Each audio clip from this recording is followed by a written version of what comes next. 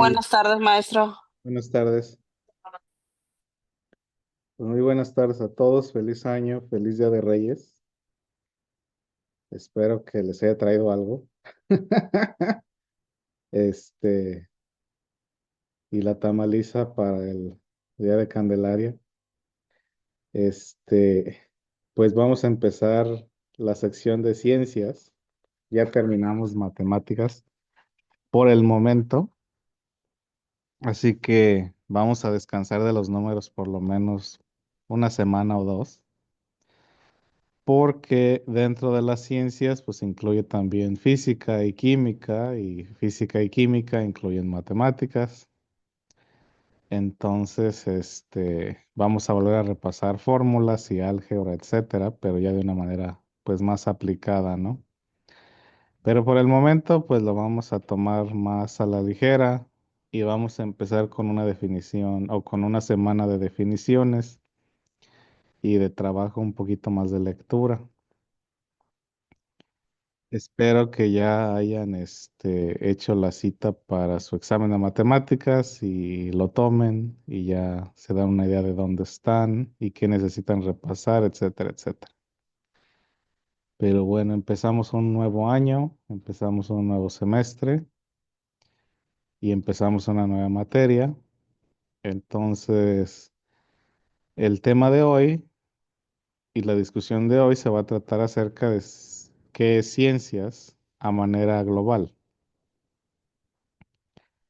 Sabemos que cuando decimos ciencia o ciencias, pues es un término general que le aplica a muchas áreas.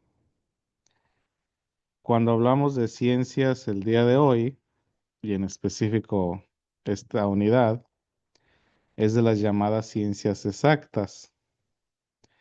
Las llamadas ciencias exactas, en términos a grandes rasgos, son la física, la química, la biología y sus Buenas derivados. tardes. Buenas tardes. Ya las ciencias sociales, esa es otra cosa, ya eso serían estudios sociales.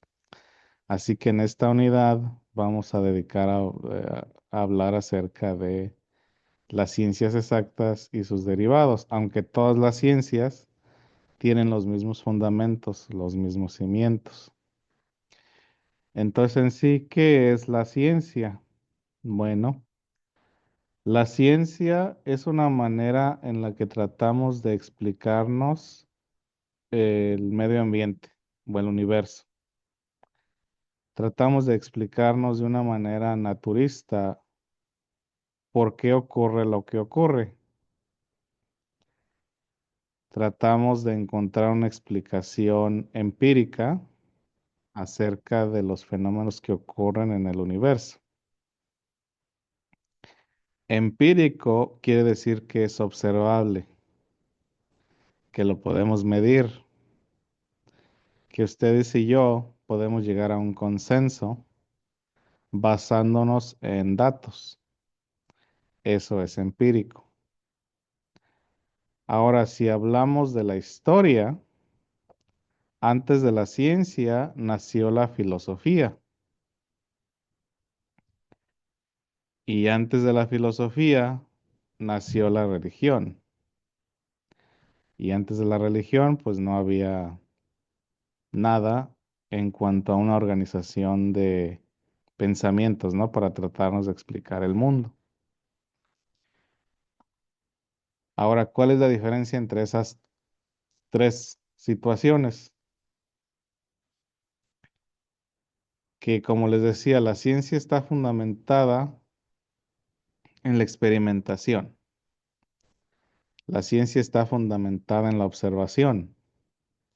La ciencia está fundamentada en la organización de datos. La filosofía está fundamentada en la lógica y en el discernimiento. Y la religión pues está basada únicamente en el discernimiento.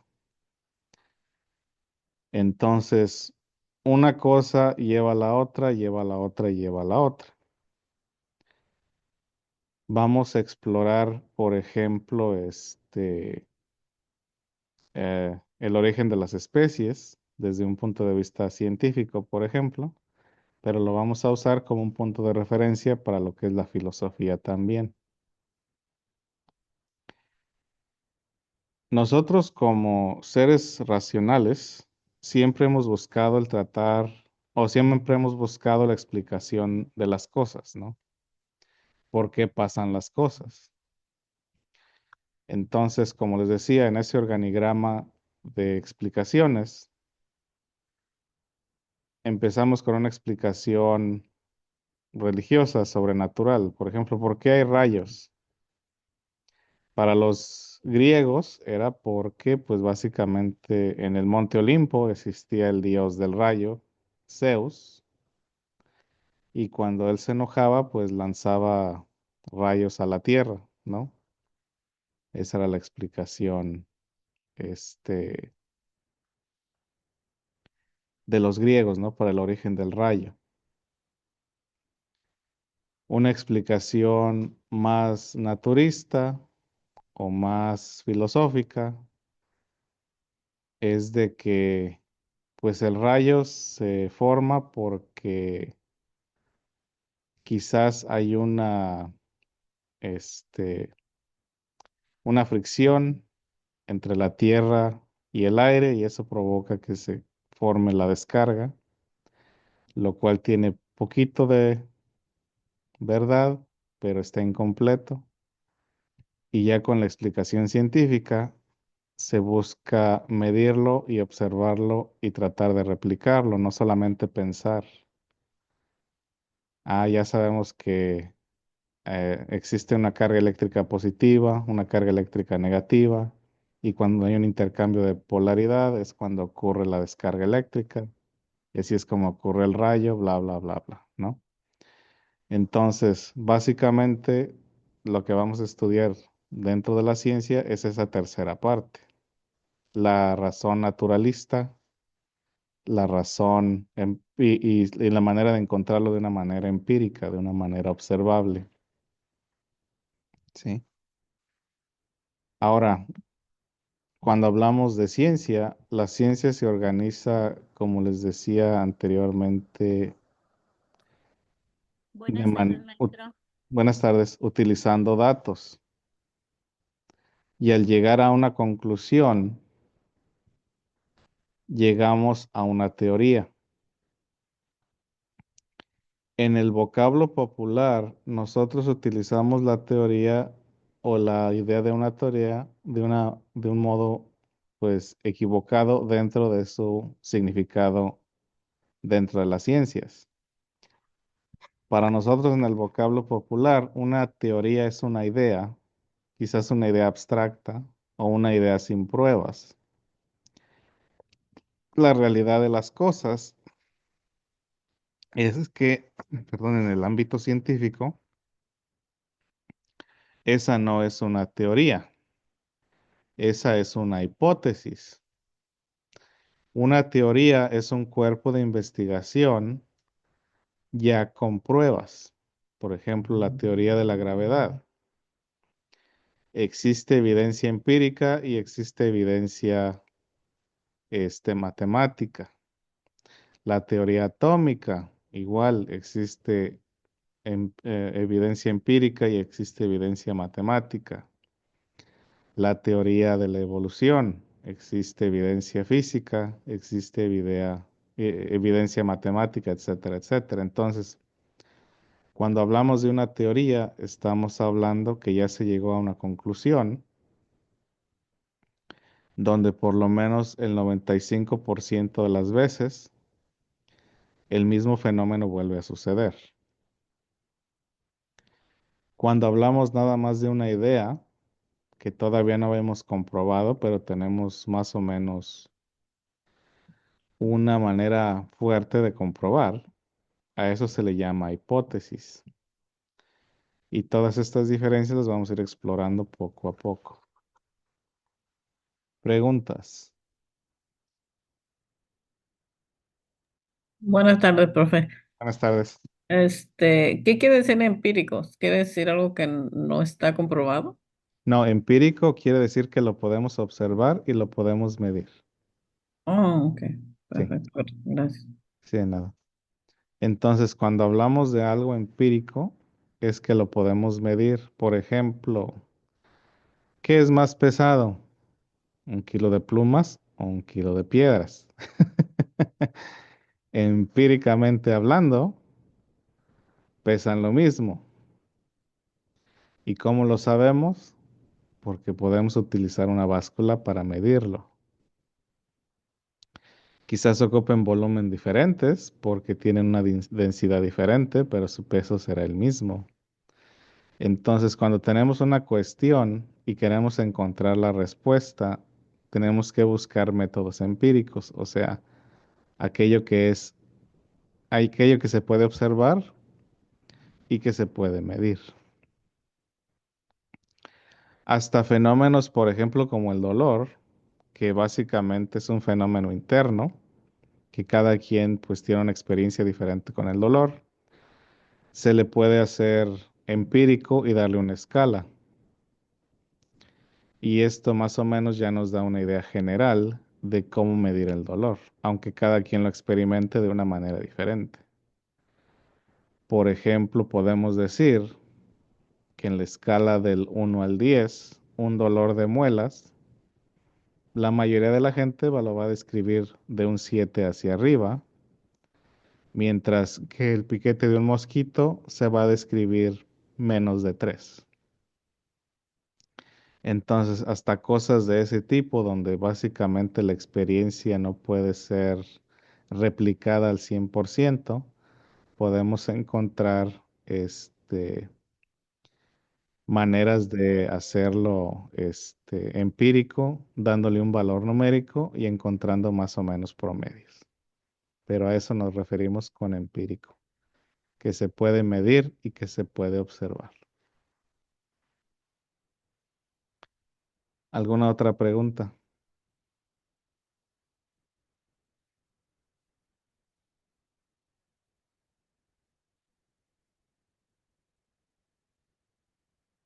¿Puedo cambiarle? Sí, profe. Para mí sí, no sé los demás. Muy bien. ¿Qué Sí, tal maestro, usted? gracias. ¿Sí? Muy bien.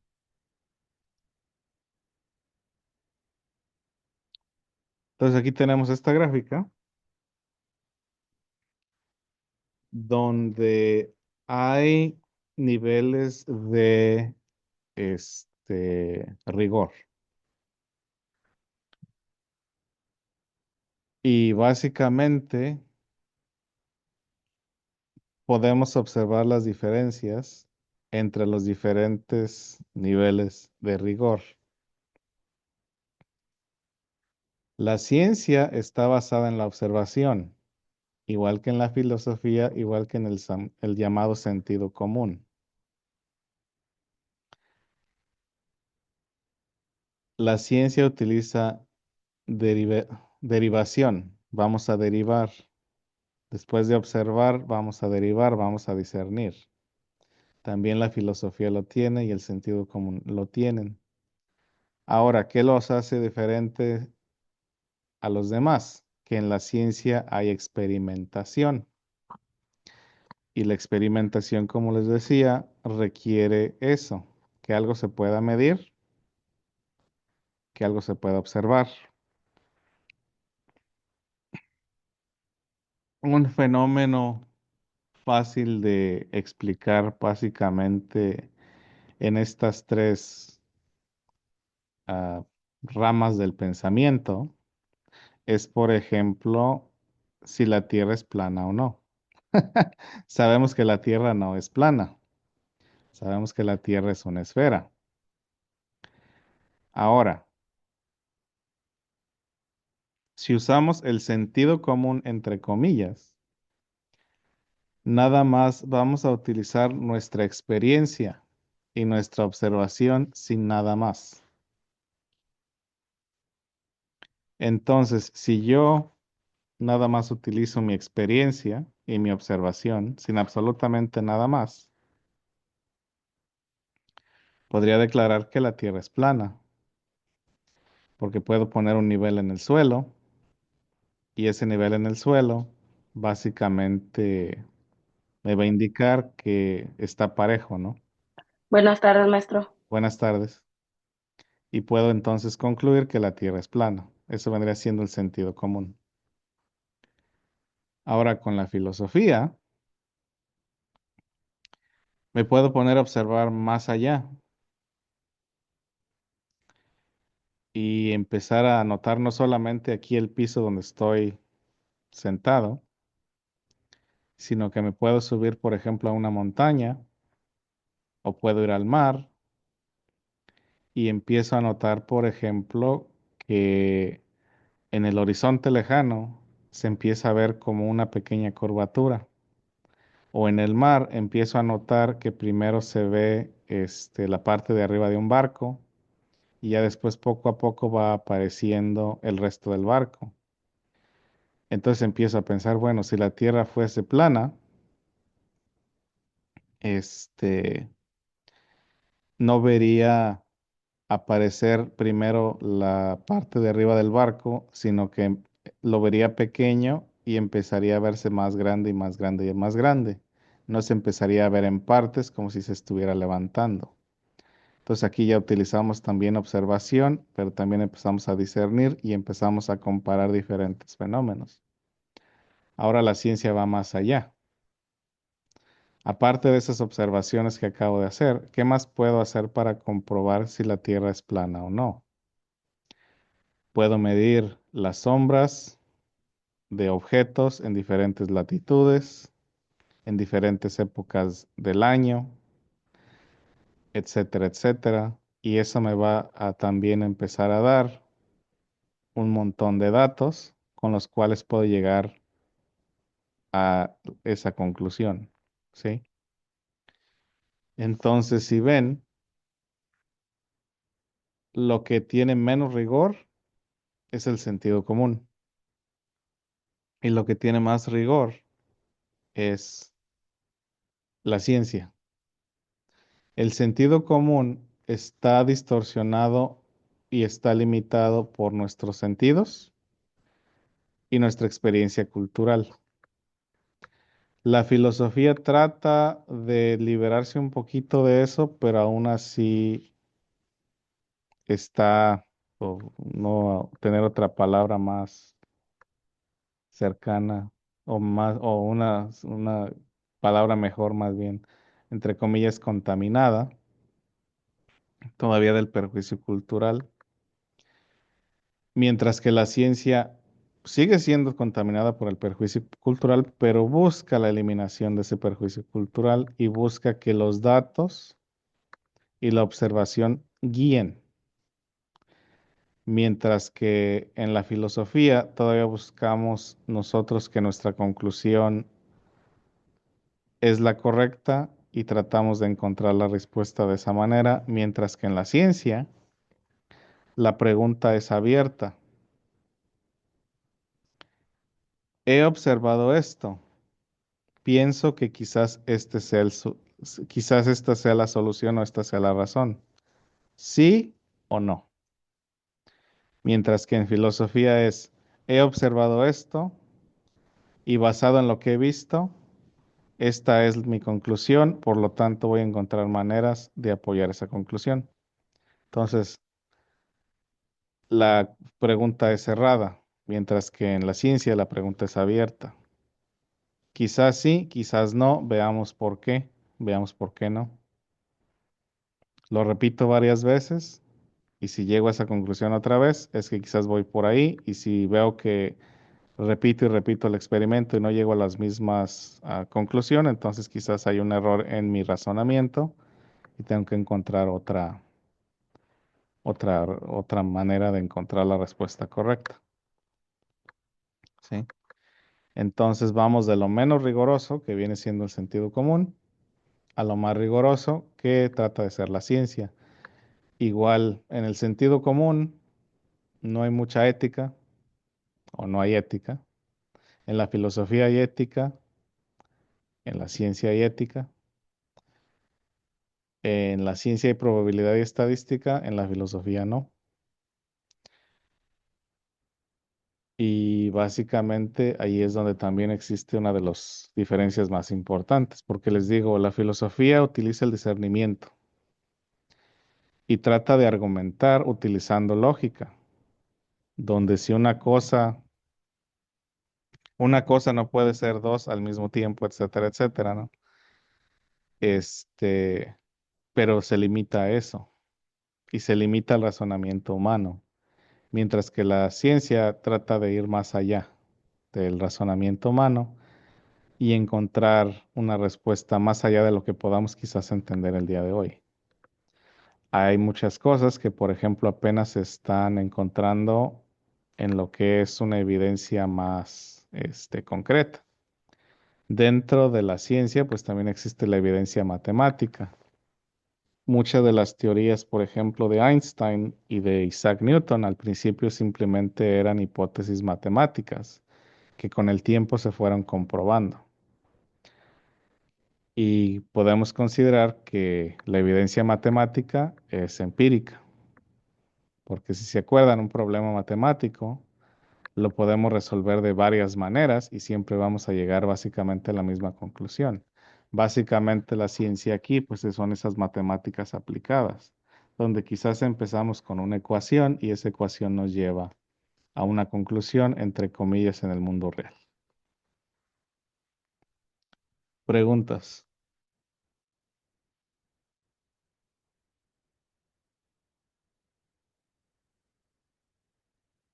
No, hasta ahorita no. Gracias. No, profesor.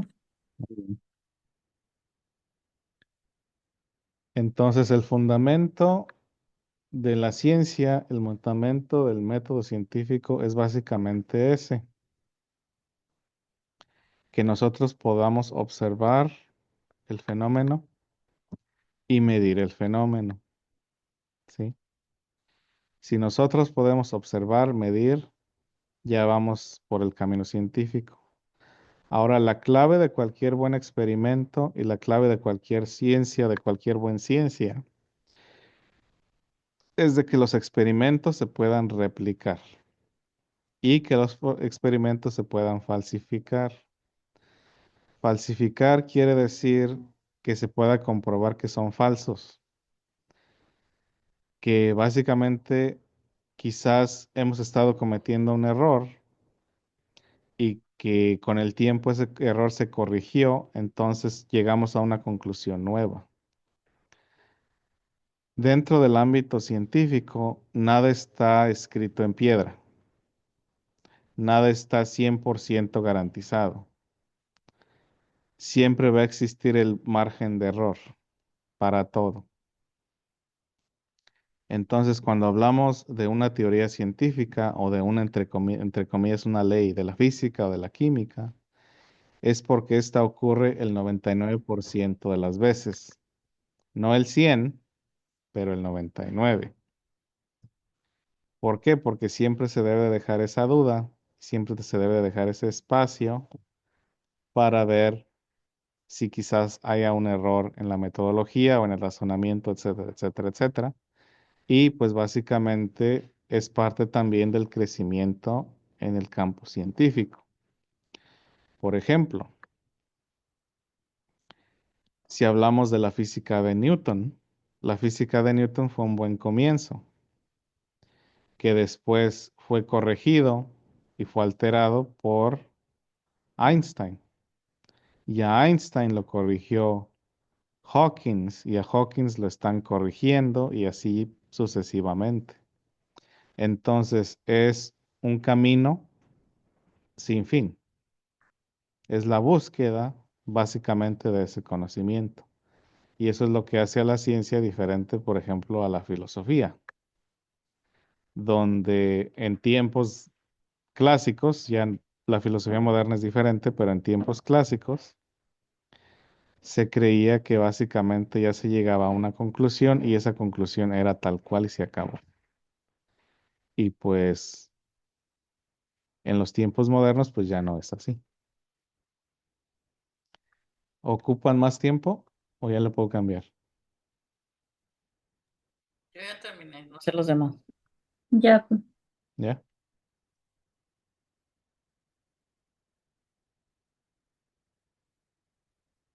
Entonces, cuando hablamos de un método científico, estamos hablando de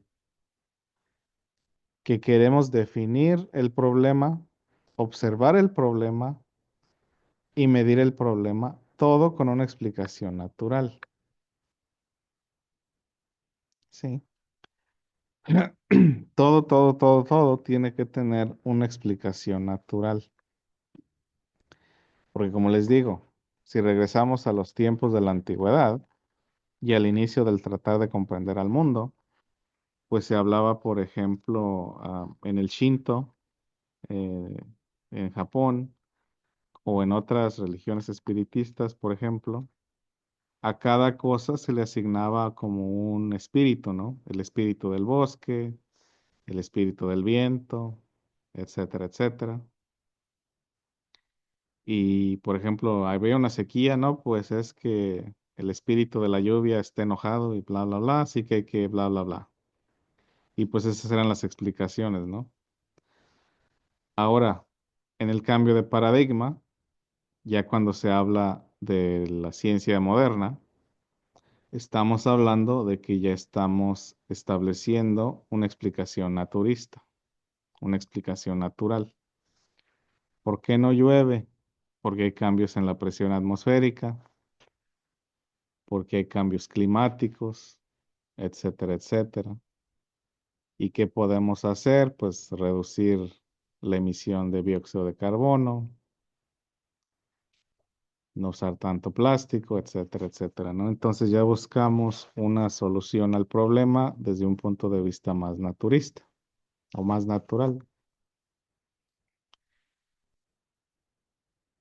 Ahora, a esta le aplicamos también matemáticas, estadísticas, y pues son estadísticas más complejas de las que vimos en la unidad, pero son básicamente el fundamento para el resto. Nosotros queremos saber, queremos descubrir el por qué pasan las cosas. Y para eso tenemos que básicamente generar una definición. Y de esa definición, y de esa definición, tenemos que crear una medida. Y esa medida tiene que precisamente medir lo que vamos a experimentar. Entonces, si voy a hablar, por ejemplo, del efecto del calor en la transmisión de la electricidad, por ejemplo, en un cable, tengo que definir qué es la electricidad. Tengo que definir qué es la temperatura. Tengo que definir qué es un cable. O sea que cuando hablamos de una ciencia, estamos hablando de que utiliza definiciones específicas y de que va a medir exactamente lo que va a decir que va a medir. Ah,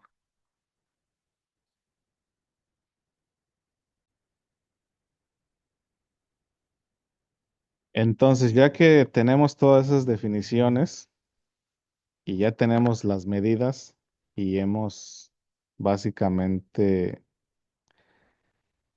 generado todos esos instrumentos, entonces vamos a formular una hipótesis. Y la hipótesis básicamente es la explicación posible del por qué pasan las cosas.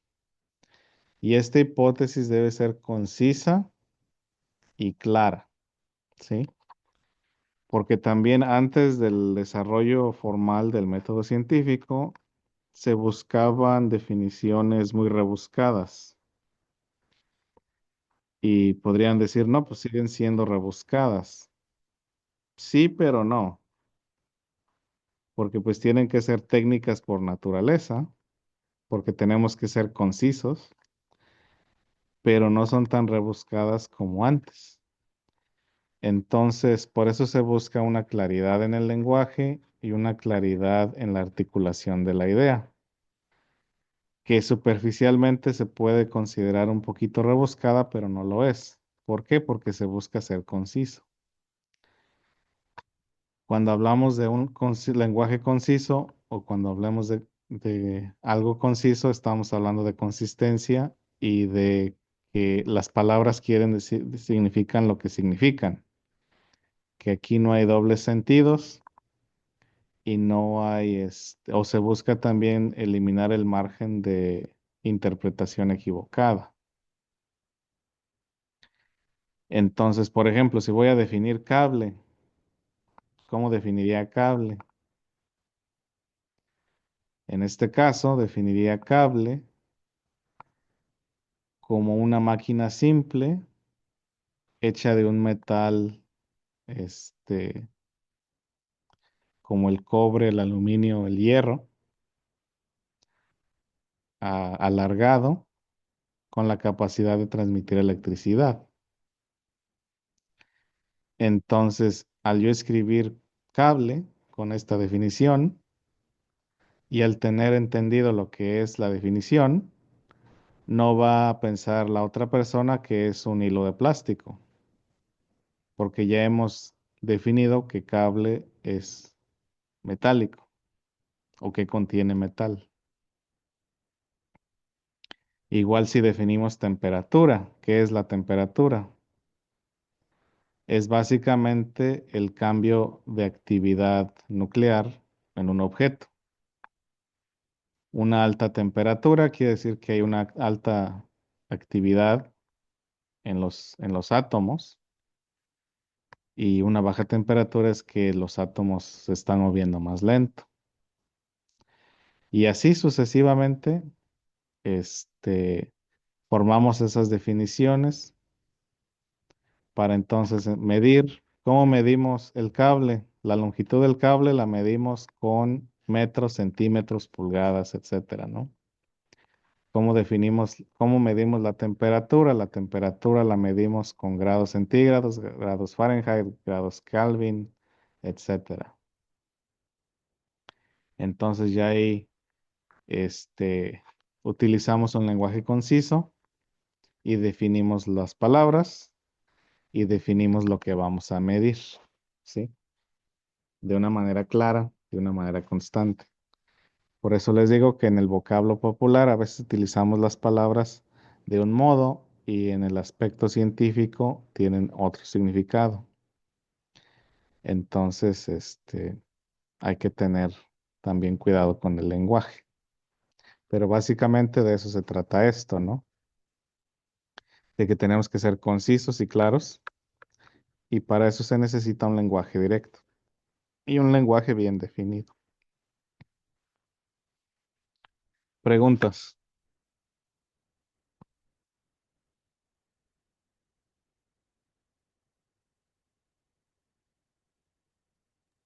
No. ¿No? Entonces, acuérdense, aquí la clave de todo es que las explicaciones deben ser naturales y que todos podamos observarlas. Ahora, en la diapositiva anterior les mencioné que en la filosofía, por ejemplo, o en el sentido común, estamos limitados a nuestra experiencia y a nuestros sentidos. Con la ciencia tratamos de ir más allá.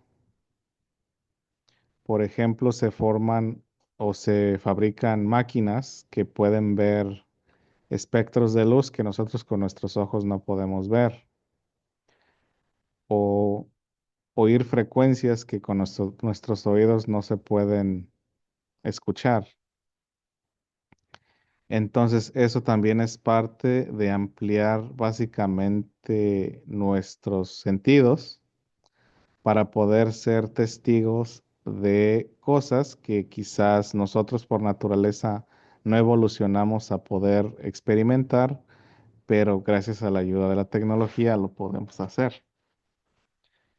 máquinas, por ejemplo, como el telescopio, que nos permiten ver más allá, rayos X, rayos gamma, rayos ultravioleta, que ya podemos ver utilizando máquinas, etcétera, etcétera.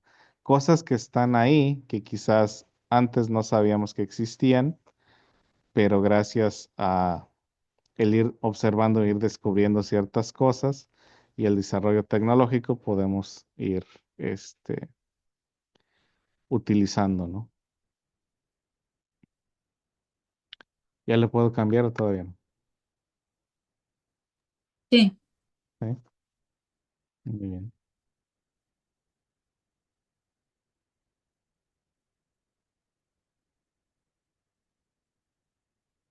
Entonces, la ciencia tiene una metodología y esta metodología es el fundamento para todo, para absolutamente todo, ¿sí? Entonces, ¿qué es lo primero que va a ocurrir? Lo primero que va a ocurrir es que vamos a observar un fenómeno, el que sea, como sea. Y de ese fenómeno vamos a tratar de encontrar una explicación, ¿sí? Entonces, esa primera explicación va a ser nuestra hipótesis, ¿sí? Eso es lo primero. Encontramos en la naturaleza algo, un fenómeno, lo que sea. Nos damos cuenta que este, el limón es amargo. Quiero saber por qué. ¿Por qué el limón es amargo? Esa es mi pregunta, ese es el problema que me encontré en la naturaleza. ¿Cuál es mi hipótesis acerca del por qué el limón es amargo? Aquí puedo utilizar experiencias anteriores, puedo preguntar, puedo investigar y esto lo vamos a hacer más a fondo más adelante. Pero básicamente, pues le muerdo al limón, me sabe amargo, me sabe feo, pero ¿por qué? ¿Cuál podría ser una explicación? Hay muchas, hay varias, pero ¿qué es lo primero que se nos viene a la mente?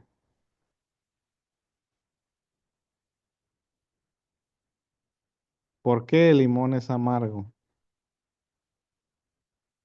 ¿Quién me podría dar una idea del por qué el limón es amargo? Porque contiene ácido cítrico.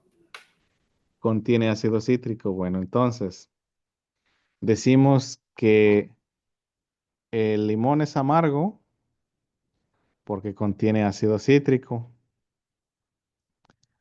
Ahora me pongo a investigar un poquito más y me doy cuenta de que la naranja, el mango y la ciruela también tienen ácido cítrico, pero no son tan amargos. Entonces trato de hacer mi observación un poquito más concisa de que, bueno, me sabe amargo el limón, tiene ácido cítrico, pero hay otras frutas, otros cítricos, por ejemplo la naranja o la lima, que también tienen ácido cítrico, pero este, no son amargos como el limón. Entonces aquí ya empiezo a hacer una observación un poquito más concisa y empiezo a reducir las causas o trato de formular una relación entre el ácido cítrico y el sabor amargo. Entonces, si trato de hacer esto un poquito más conciso, ¿qué más debería agregar a mi hipótesis, aparte de que contiene ácido cítrico? que le falta azúcar. Ahí Azúcar. es- sí, bueno, ahí está otra, ¿no? De que el limón tiene menos azúcar o menos fructosa que una lima o que una naranja, ¿sí? Entonces ahí ya vamos un poquito a hacer las cosas un poquito más concisas, ¿no? Entonces ya estamos derivando, ¿no? Ya estamos aquí tratando de crear esa explicación y la tratamos de hacer más concisa. De que el limón tiene ácido cítrico, pero hay otras frutas que tienen ácido cítrico que no tienen ese sabor amargo. Sin embargo, podemos comparar quizás el nivel de fructosa en el limón y en la naranja y en la lima, o en la o en la mandarina. Entonces aquí ya, como ven, empezamos de algo muy amplio y lo estamos haciendo más conciso, más preciso. Entonces aquí nos falta un paso todavía, porque a la hora de comprobar una hipótesis, tenemos que ir midiendo un fenómeno a la vez, ¿sí? Entonces, ya generamos entonces una explicación. ¿Quién me podría dar una hipótesis completa basado en en todo este discernimiento que acabamos de hacer? Si les dijera, a ver, denme la hipótesis del por qué el limón es amargo, basado en en todo esto que acabamos de discutir. ¿Cómo sería una manera concisa de presentar esta hipótesis?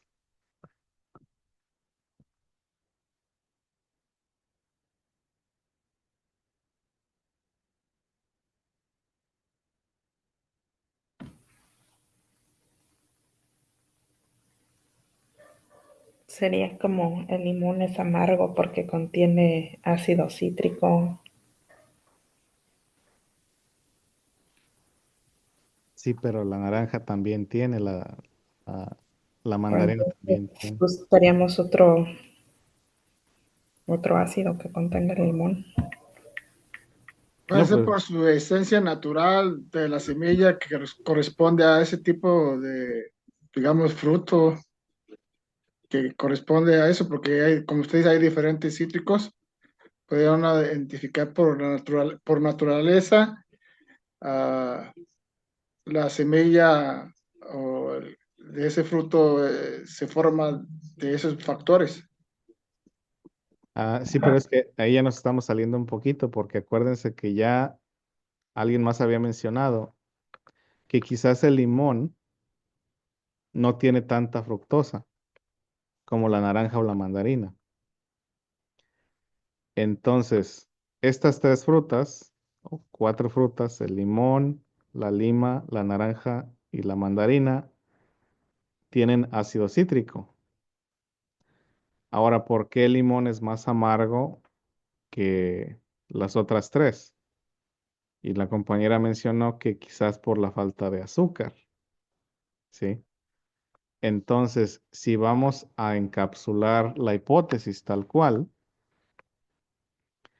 podemos decir que el limón tiene una concentración menor de fructosa, lo que lo hace tener un sabor más amargo.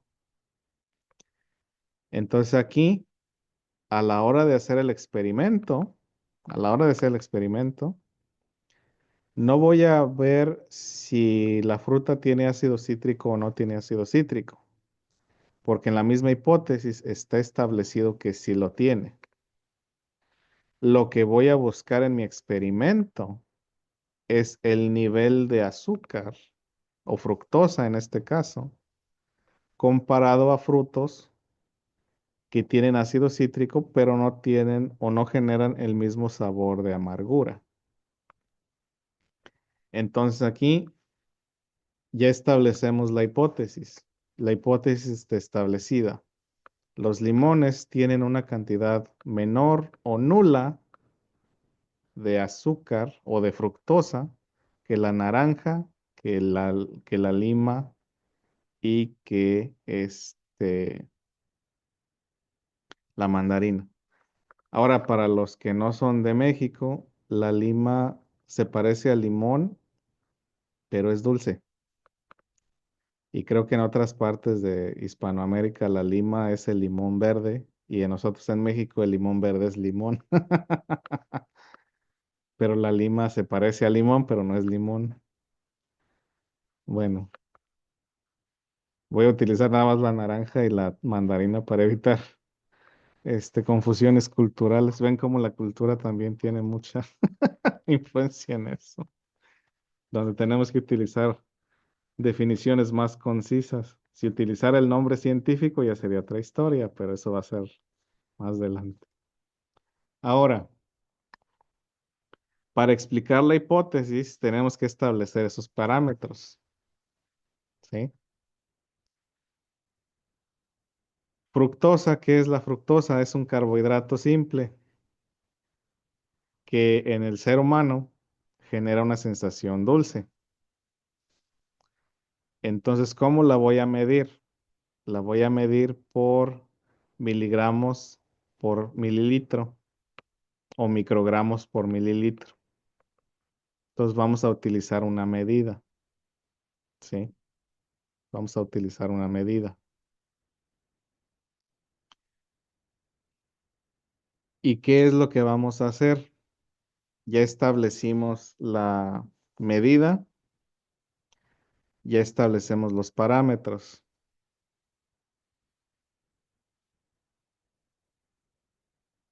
Vamos a definir lo que es la lima, o lo que es, perdón, la naranja. Vamos a definir lo que es el limón. Vamos a definir lo que es la fructosa. Vamos a definir lo que es la sensación dulce. Vamos a definir lo que es la sensación amarga. Y ya teniendo esas definiciones, entonces ahora sí podemos proceder, ¿no? Ahora, utilizando esta hipótesis que tenemos, ¿cómo podemos formular un experimento que compruebe nuestra hipótesis o que la nulifique? ¿Sí? Porque aquí el chiste es ver si es cierto o no lo que estoy diciendo. No busco que sí, no busco que no, sino que a dónde me llevan los datos. Yo quisiera que fuera cierto, pero no sé si vaya a ser cierto o no. ¿Qué es lo que debo de hacer para crear un experimento basado en estos tres fundamentos de observación, medida y explicación natural que pueda ser replicable y que me llegue y que me lleve a la conclusión adecuada? A ver, ¿qué puedo hacer? ¿Quién me puede dar una idea? A ver,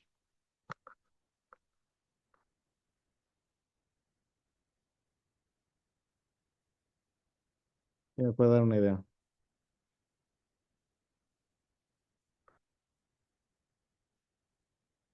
Porque esto es parte del examen. Tienen que diseñar un experimento.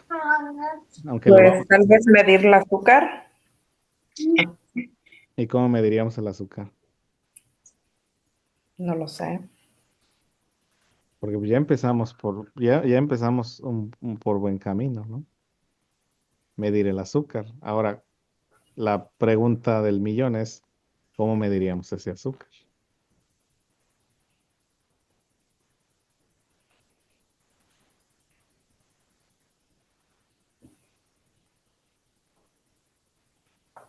A ver, ¿quién tiene una idea? Pensemos. ¿Será que Vamos a tener que aplicar fórmulas de utilizancia matemáticas, física? maestro. Ahorita no. Ahorita vamos a pensar matemáticamente, aunque no apliquemos las matemáticas, pero tenemos que Pero, o pensar. sea, en cuestión de la fórmula tendríamos que ver como medidas de ciertas cosas, como una fórmula. Sí, Pues yo pienso que se mediría porque hay como instrumentos que se usan como para medir la calidad o la elevación del azúcar de la fruta, Ah, pienso sí, yo. sí, pero ¿cómo lo haríamos nosotros? O sea, supongamos que sí tenemos que hacer este experimento, porque para su examen de GED tienen que diseñar un experimento. Ahorita lo estamos viendo así superficialmente y quiero que empiecen a tener esta mentalidad, ¿no? De que tenemos este problema y tenemos que llegar a esta solución. Ahora, si recuerdan, hace un ratito les comenté que podemos utilizar el concepto de gramos por litro o mililitros o miligramos por mililitros, etcétera, etcétera. Entonces, supongamos que quiero hacer este experimento y pues básicamente a una persona o a dos personas o tres personas les doy a probar este jugo de limón y jugo de naranja. Y ya me dicen de una escala del 0 al 4.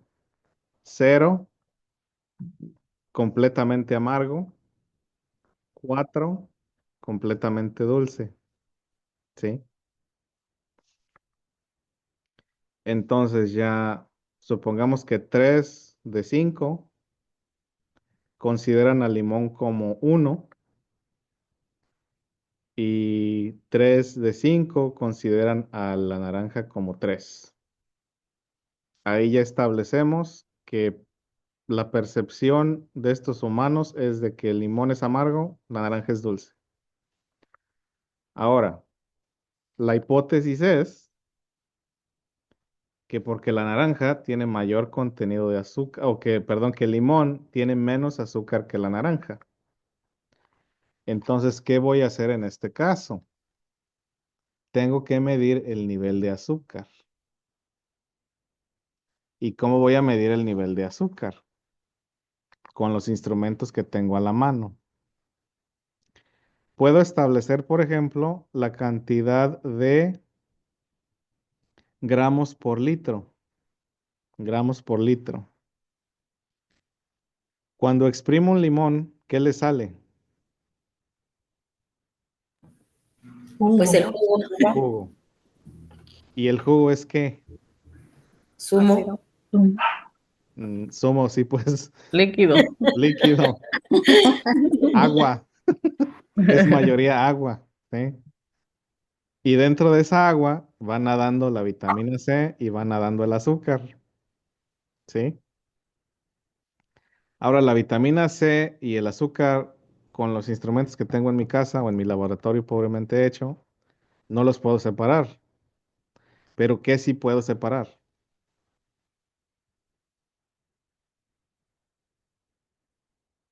En mi casa, ¿qué sí puedo separar?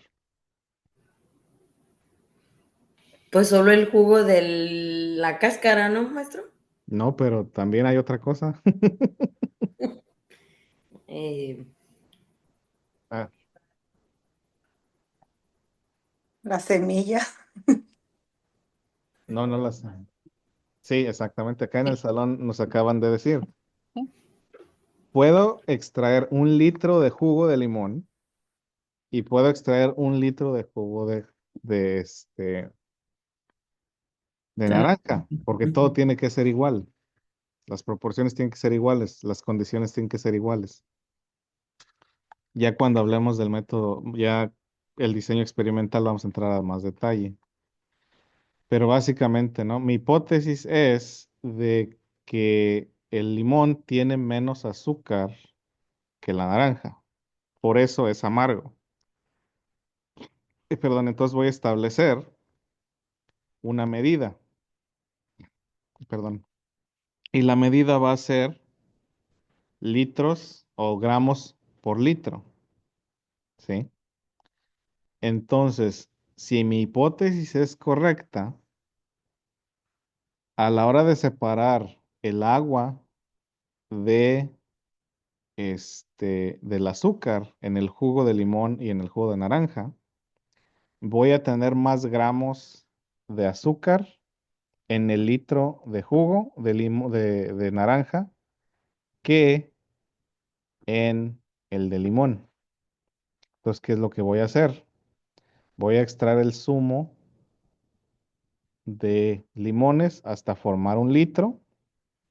Voy a extraer el zumo de naranja hasta formar un litro. Los voy a poner a hervir hasta que quede completamente la olla seca. Y el residuo que quede lo voy a pesar. ¿Sí? Y básicamente,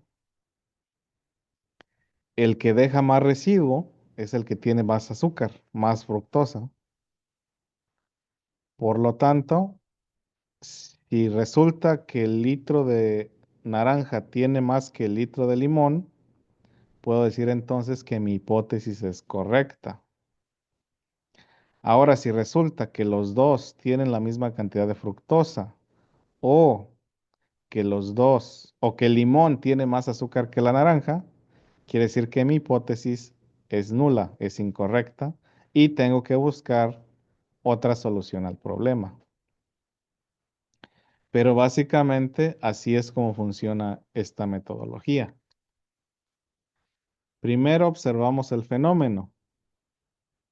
El limón es amargo. Después tratamos de encontrar una explicación. El limón es amargo porque no tiene tanto azúcar como otros cítricos. Entonces ya de ahí desarrollamos un experimento donde básicamente establecemos las condiciones para dicho experimento.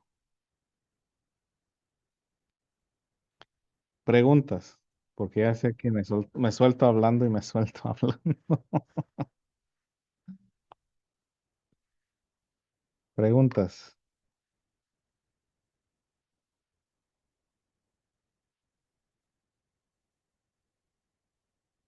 Ahora, supongamos que por razones de la vida, resulta que los dos tienen la misma cantidad de fructosa, que tanto el limón como la naranja tienen la misma cantidad de fructosa. Entonces, ¿cuál sería el problema? ¿Cuál sería nuestra nueva hipótesis?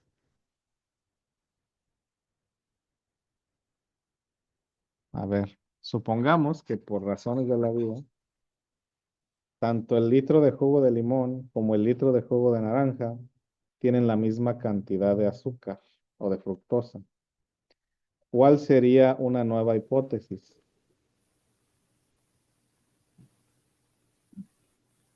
Pues que hay otro elemento que hace que el limón sea más ácido y tener que buscarlo ahora. ¿Y cuál sería ese elemento? Lo acabo de decir sin querer. ¿Acidez? Ah, Acidez. Ajá, exactamente. Que quizás no es la cantidad de fructosa, sino la cantidad de ácido cítrico o la concentración de ácido cítrico. Pues ahora sí, pues ahí necesitaríamos instrumentos más complicados, ¿no? Para poder separar el agua o para poder medir los niveles de vitamina C en en, en las dos frutas. Pero básicamente así es como funciona el sistema, el método científico. De que no necesariamente vamos a encontrar lo que buscamos, pero nos da pistas para encontrar una solución, o para encontrar, perdón, otra solución.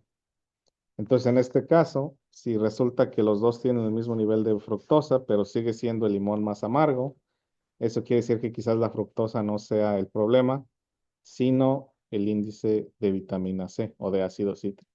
¿Sí? Entonces, así se va explorando de cosa por cosa y se van tomando en cuenta este, las variables, ¿no? Porque también tenemos que tomar en cuenta variables y otro tipo de cosas. Pero como les digo, eso ya lo vamos a ir viendo en detalle más adelante. Preguntas. No, sí pues, pero estamos utilizando ahorita este, ¿cómo se llama? Nuestras facultades experimentales, que hagan de cuenta que no sabemos y nosotros queremos investigar. Y empezamos con esas hipótesis. Porque acuérdense que a la hora de que vayan a hacer ustedes su examen, se les va a pedir que hagan un experimento basado en una observación. Entonces, es tratar de obtener la respuesta con las herramientas que tenemos a la mano o con el conocimiento que tenemos a la mano.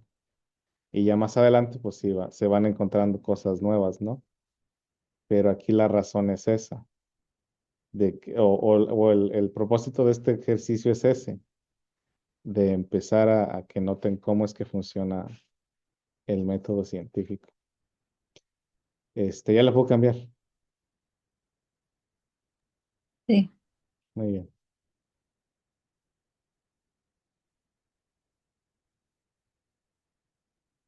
Entonces aquí básicamente ocurre lo que les acabo de mencionar, ¿sí? Observamos el fenómeno, definimos las cosas,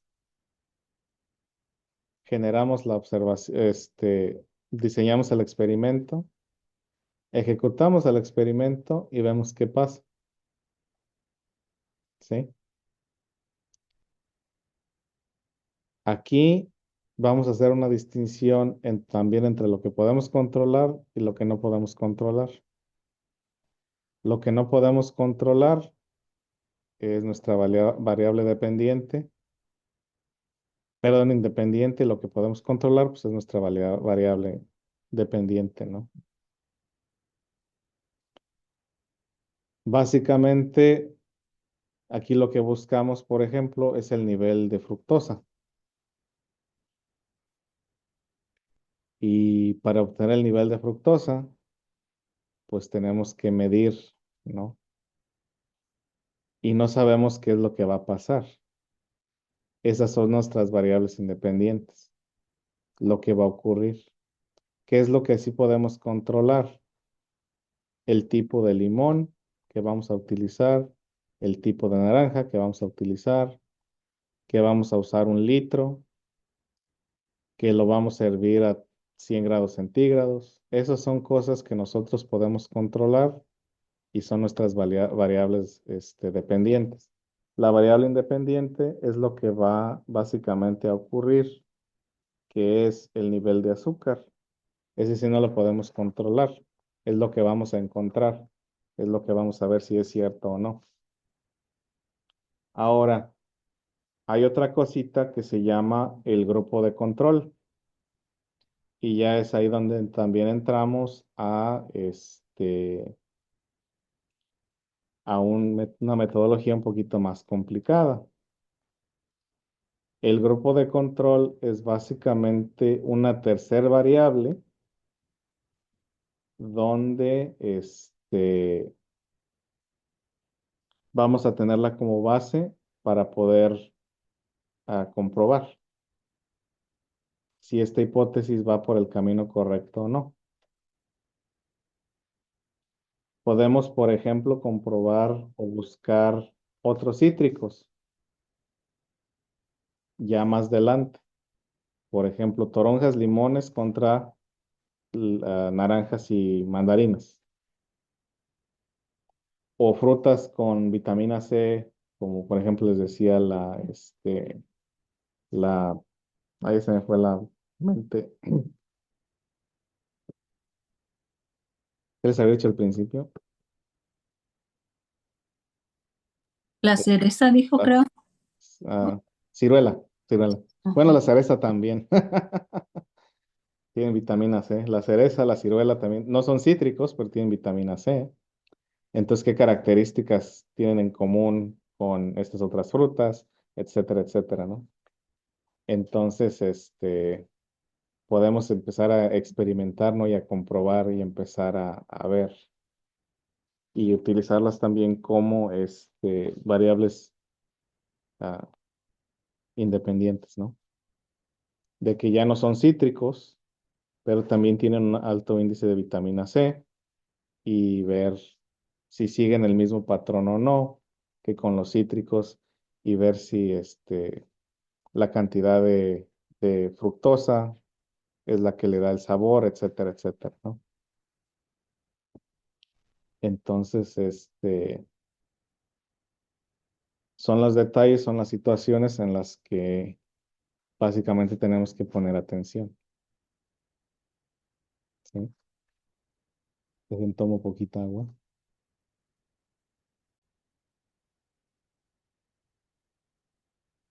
Pues básicamente, como ven, todo tiene su chiste, todo tiene sus pasos. No es nada más algo que se le ocurrió a alguien, sino que básicamente tiene su que ver, ¿sí? ¿Ya lo puedo cambiar? Todavía no. Ya. ¿Ya? ¿Todos?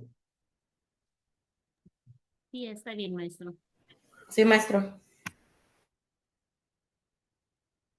Entonces aquí vamos por partes, no vamos por etapas. Cuando yo voy a hacer un experimento, tengo que tener control sobre la situación, ¿sí? Entonces, como les decía, en el caso del nivel de fructosa, yo no sé cuánta fructosa tenga la naranja, yo no sé cuánta fructosa tenga limón, pero lo que sí tengo control es el volumen de jugo, de que si voy a exprimir 1 litro, voy a exprimir 1 litro de los dos, de que la temperatura del agua, perdón, va a ser a punto de ebullición, ¿sí? Esas son las cosas que yo sí puedo controlar, que están bajo mi control. ¿Qué es lo que no está bajo mi control? La concentración de fructosa en el jugo, ¿sí? Eso sí no está en mi control y es lo que voy a descubrir. Y esto no quiere decir que ya terminé, porque como lo mencionó la compañera también, puede haber otros factores, como la carga eh, eléctrica de los átomos, etcétera, etcétera. Entonces, es simplemente como empezar la discusión y empezar a ver las causas del por qué pasan las cosas, ¿no? Entonces, ya tengo yo mis definiciones, mi hipótesis, mi modelo experimental, ejecuto mi modelo experimental, recopilo datos, comparo datos, y entonces ahora sí, si estadísticamente hablando, los datos apuntan hacia mi hipótesis, puedo decir que mi hipótesis es válida. Si consistentemente, a través de varios experimentos, mis resultados son consistentes, puedo decir que mi hipótesis se está comprobando correcta. Si después de varios experimentos empiezo a notar que hay muchas inconsistencias, puedo decir que mi hipótesis no es válida. Porque en el caso de hipótesis a teoría o de hipótesis a que sí podemos decir que es válida o no, no es de una o dos veces. Tienen que ser varias veces de manera consistente. Y los resultados deben ser consistentes, como les decía, 99% de las veces. Cuando los resultados no son consistentes, que es 70-30, 50-50, 40-60, 80-20, ahí ya tenemos que empezar a buscar otras causas, ¿sí? Entonces, cuando hablamos de consistencia, estamos hablando del 99.999% o del 99%, ¿sí? Esa es la consistencia que buscamos. Si no hay consistencia o si fracasamos, básicamente eso quiere decir que quizás la hipótesis no es correcta y tenemos que alterar la hipótesis basándonos en la información que estamos recopilando, ¿sí? Y una vez más, es encontrar esa consistencia. Si consistentemente fallamos, quiere decir que la hipótesis debe cambiar. O si la hipótesis o si los datos son inconsistentes, esa hipótesis debe cambiar. Entonces, lo que nos va a llevar a la conclusión son los datos, ¿sí? Lo que nos va a llevar a decir, no, pues esto ya dejó de ser, son los datos. Y los datos son los que nos van a guiar hacia la formulación de una nueva hipótesis. Como les decía, en el caso de que supongamos que resulta que no es la cantidad de fructosa, pues entonces vamos a ver la concentración de vitamina C o vamos a ver la carga iónica de esta fruta contra esta fruta, etcétera, etcétera. Entonces ya empezamos a buscar otras razones del por qué es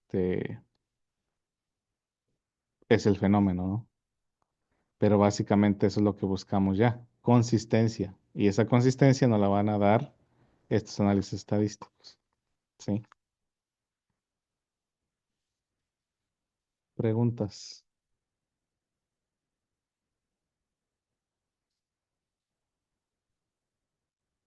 ¿no? Creo que ya es hora de pasar lista. Ya. Pues dejen paso lista.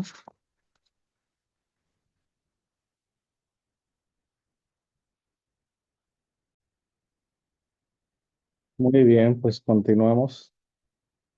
Ya lo puedo cambiar, ¿verdad? No, No. Bueno, me espero. maestro. Hey, Es- pues aquí es lo que les decía, ¿no? Toda hipótesis debe ser replicable, debe ser falsificable, en el sentido, pues, de que pues, tenemos que comprobarla y que en cualquier momento puede ser falsa, ¿sí? Entonces, como lo que hablábamos, por ejemplo, de la vitamina o del ácido cítrico, de la vitamina C, de que quizás existan otros factores que después con el tiempo vamos a ir descubriendo. Entonces, cuando hablamos del método científico, cuando hablamos básicamente de situaciones de ese tipo, estamos hablando de que no quedan las cosas, como les decía, escrito en piedra, ¿no?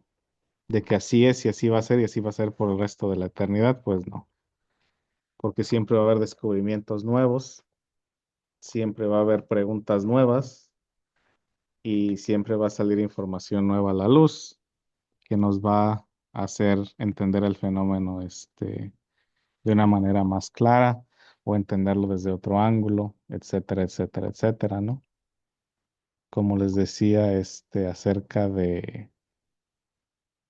este, de las leyes de Newton, que vamos a ver más adelante, de que se encontró una perspectiva, pero después se encontró otra perspectiva y después se encontró que el universo está gobernado por dos tipos de leyes, las newtonianas y las no newtonianas, etcétera, etcétera. Entonces, como les digo, esta es una cosa que con el tiempo va cambiando y cambia constantemente, pero debe de cumplir estas tres características principales, ¿no? De que tiene que ser una explicación natural, tiene que ser empírico y tiene que ser falsificable. Esas son las tres condiciones para que la ciencia sea ciencia. Entonces, con un solo experimento no es suficiente, tiene que ser replicable y de esas réplicas el 99% tienen que arrojar los mismos resultados, ¿sí? Entonces ya con esa consistencia podemos entonces concluir que una cosa sí es o no es, ¿sí? Entonces, de todo lo que les he dicho por las últimas 2 horas, se ve el tiempo rápido, preguntas, No, maestro. ¿no? De esta última parte, profesor, Sí. sí me gustaría que, no entendí muy bien, perdón, no lo entendí muy bien. En el sentido de que las cosas tienen que ser falsificables. Es que dice rigor académico y científico, y luego Sí. esta palabra replicable, falsificable, mm, y ahorita usted lo dijo de otra forma, entonces me perdí ahí. Sí, o sea, básicamente, pues cuando hablamos de rigor académico es de que estamos midiendo lo que decimos que estamos midiendo. Por ejemplo, regresando a lo del sabor amargo del limón, ¿no? Si mi hipótesis es de qué es la cantidad de fructosa, me voy a nada más concentrar en la fructosa y nada más. No me va a interesar el nivel de vitamina C, no me va a interesar qué especie de limón es. Simplemente me voy a concentrar en la concentración de azúcar, ¿no? Entonces, eso cae en esto. Si hablamos de lo empírico, estamos hablando de que es algo que se puede medir, de que es algo que se puede observar. O sea, yo te puedo definir lo que es la fructosa, te puedo definir lo que es un kilogramo, te puedo definir lo que es un litro, te puedo definir lo que es un limón, te puedo definir lo que es amargo. Ahora, en cuanto a falsificable, es de que lo puedes comprobar equivocado en cualquier momento. No de que sea mentira, porque quizás en el primer experimento, los primeros 2 o 3 experimentos, no resultaba tal y como esperábamos, pero después empezamos a ver inconsistencias. Entonces a eso me refiero con falsificable, de que en cualquier momento podemos comprobar que quizás lo que estábamos experimentando no era así, por un error humano o lo que sea. Entonces, eso es lo que quiere decir eso, ¿no? De que básicamente nada queda escrito, como les digo, nada queda escrito en piedra. Siempre va a haber espacio para cuestionar, pero cuestionar dentro de estos parámetros, de que tiene que ser observable, replicable, que se pueda medir, etcétera, etcétera. No sé si más o menos sí estoy explicando su duda Sí, o sí, no sí. muy bien. Sí, gracias, profesor. Sí, no.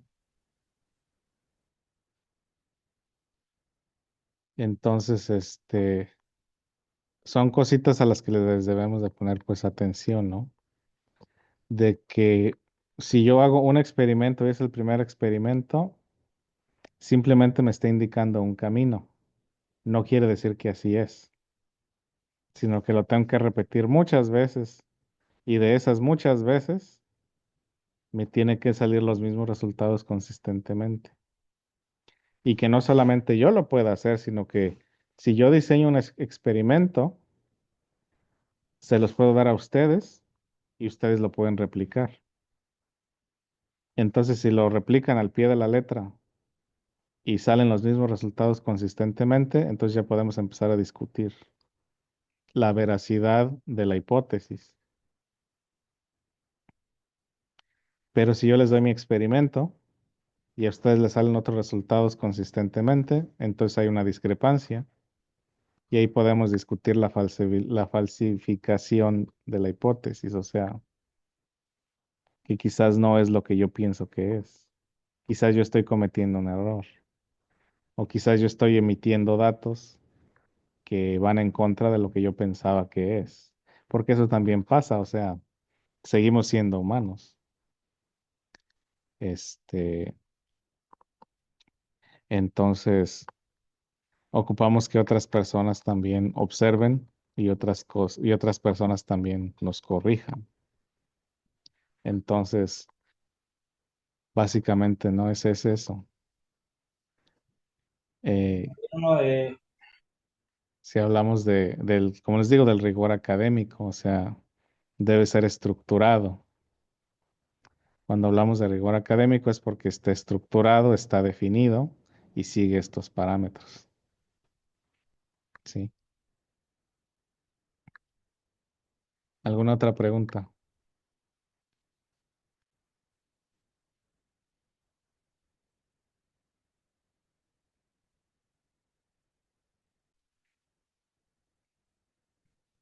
Es básicamente una gráfica que resume todo. Ay,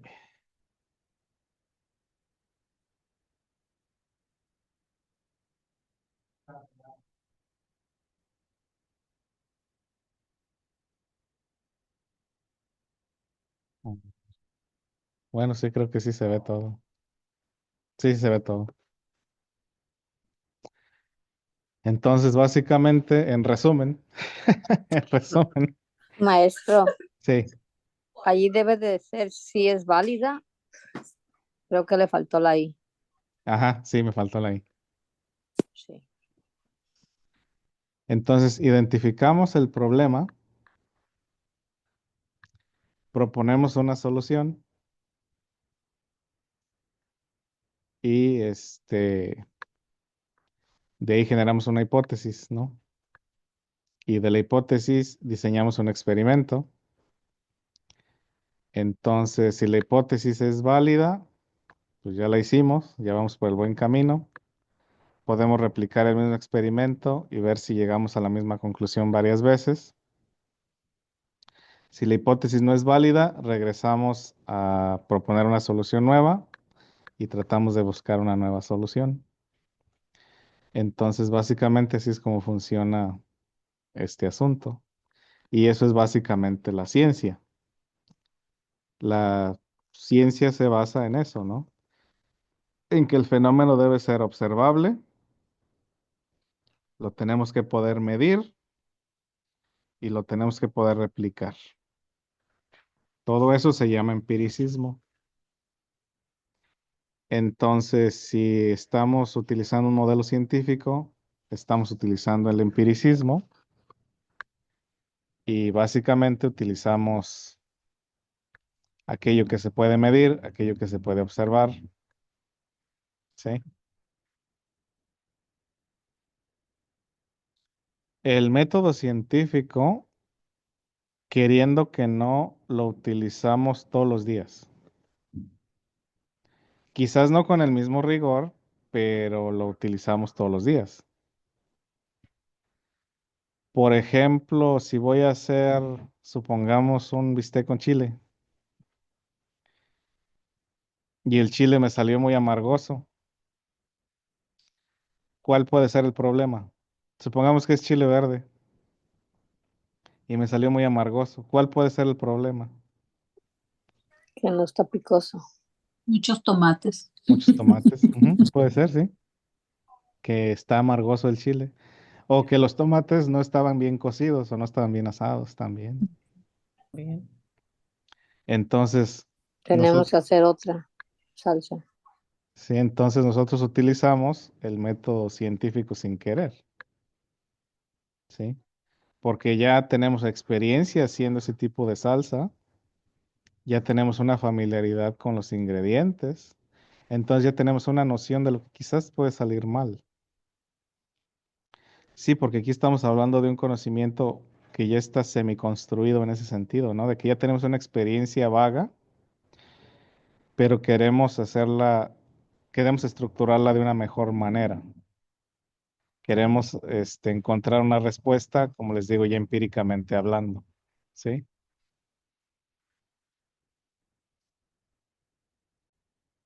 ¿Preguntas?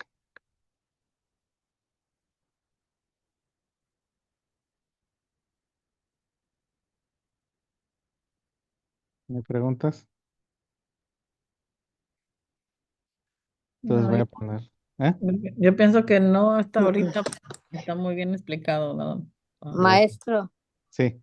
¿y si es válida y ahí se queda? Si es válida, se tiene que replicar otra vez. O sea que es como les estaba diciendo.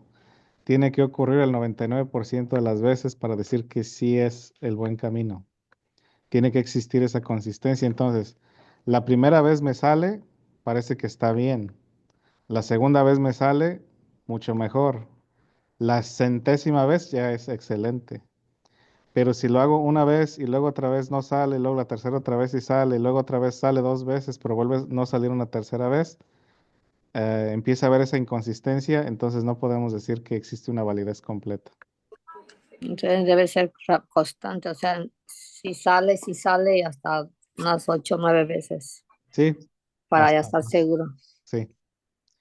Y en el caso, Entonces, pues, sí, en el caso de las estadísticas, por ejemplo, para decir que algo tiene validez, dependiendo del tipo de fenómeno, lo tenemos que repetir unas 120 veces. no, Entonces eso es como las vacunas. Cuando hacen las vacunas tienen que estar 100% seguro una y otra vez que sí son buenas.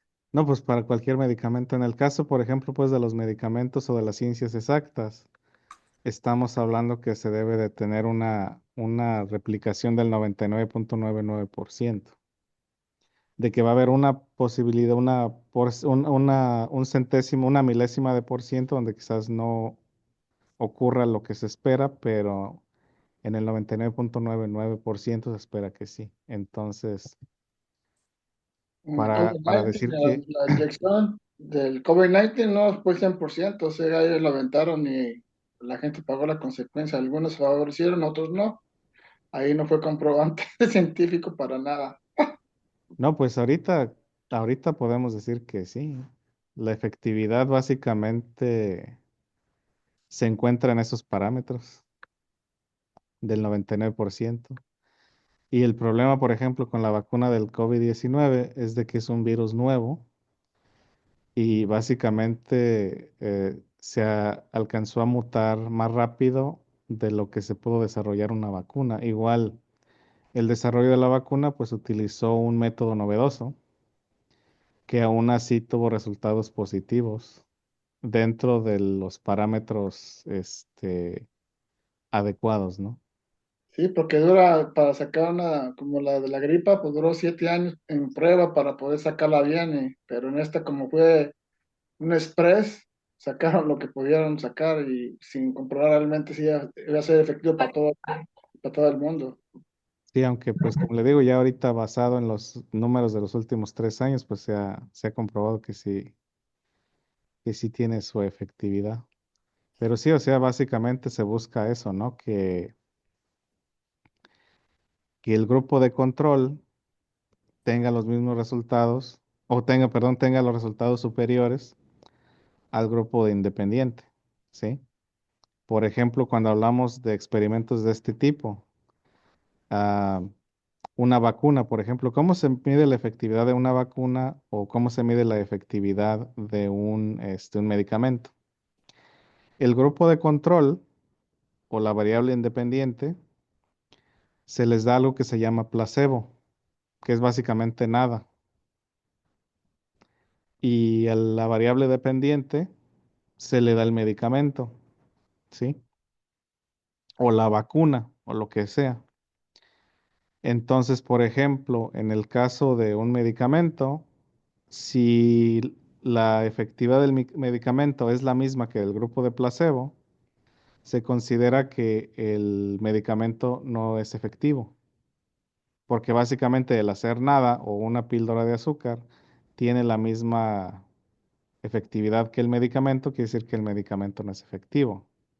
Pero si el medicamento tiene una eficacia muchísimo mayor al placebo, eso quiere decir que el medicamento funciona. Entonces, como les digo, esta es la estructura básica porque también tenemos experimentos ciegos donde básicamente el investigador no sabe quién está en el grupo de control y quién está en el grupo dependiente. Y hay muchas otras variables, ¿no? De las cuales vamos a ir explorando poco a poco. Pero básicamente los fundamentos son los mismos, ¿sí? ¿Alguna otra pregunta? Gracias, maestro. Sí, no. Entonces les voy a poner un video corto que no lo voy a poder poner en mi video porque si no me lo tumban. Ya llegando a la casa lo pongo en la descripción para que si lo quieren ver otra vez. Este programa yo lo veía cuando era niño. Se llama Que el mundo de Big Man. Entonces, hoy empezamos con lo más básico, este, y ya mañana vamos a entrar un poquito más a detalle, ¿no? Pero básicamente, como les digo, parte de el examen va a ser que van a formular un experimento y tienen que básicamente escribir paso por paso exactamente eso, ¿no? Identificar el problema, proponer la hipótesis, generar un experimento para comprobar la hipótesis y posibles resultados. Claro que no van a tener tiempo de experimentar, pero va a ser un experimento mental como el que hicimos con los naranjas y los limones. Entonces, esta es básicamente nada más como la clase de introducción, ¿no?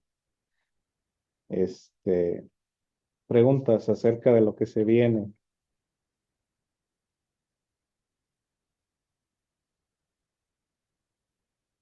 ¿No?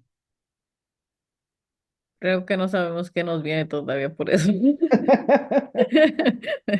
Esperemos que no sea tan Pues, complicado, pero parece claro todo. maestro, ¿y cuánto dura esta clase?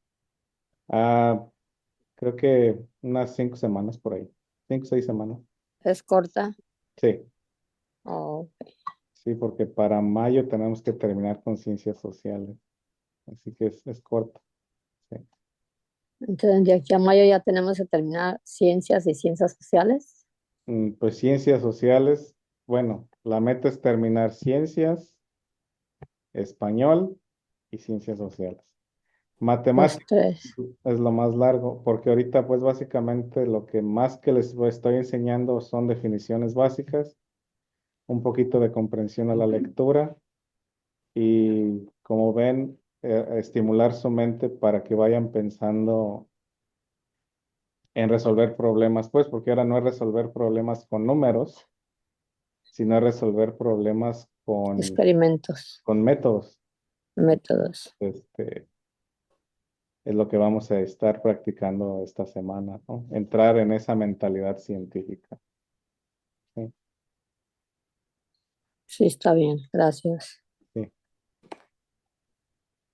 Entonces, si no hay más, sería todo de mi parte. Mañana vamos a seguir con el tema, vamos a profundizar un poquito más, vamos a tener vamos a practicar ahora sí un poquito de lo que hemos aprendido y espero que tengan muy buena tarde. Gracias por regresar y feliz año nuevo. Feliz año. Gracias, Gracias, maestro. hasta mañana. Que tenga buen día. Gracias, Adiós. profesor. Feliz año.